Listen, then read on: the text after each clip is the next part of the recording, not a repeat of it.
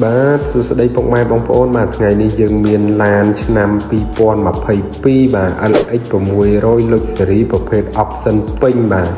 អញ្ចឹងឡាននេះយើងមើលមកជុំទៅបាទគឺស្អាតណាស់បាទហើយឡាននេះអត់មានប្រវត្តិបុកប្រវត្តិប៉ះទេជាប្រភេទឡាន dealer ឡានដាក់លក់នៅ showroom នៅអាមេរិកផ្ទាល់តែម្ដងបាទអញ្ចឹងគឺយើងទិញឡានពីការ៉ាសគេធំមកគឺយើងយកមកដល់ខ្មែរគឺប្រើតែម្ដងបាទហើយនេះគឺខាងក្នុងរបស់វាស្បែកពូកពណ៌ទឹកដោះគោបាទ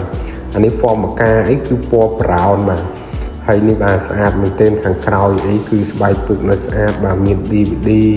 មានបូមឡើងចុះមាន3ឬ6 head up display speaker Malvinson អានេះប្រភេទកៅអី3ជួរបាទ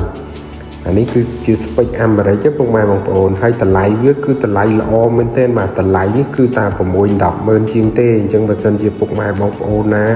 ស្រឡាញ់ពេញចិត្តចង់កំងអាចតំណតំណងមកខាងអូតូយូអេរ៉ិចធ្វើការកំងបានបាទហើយបាតក្រោមអីគឺនៅខ្ចីតែម្ដងបាទ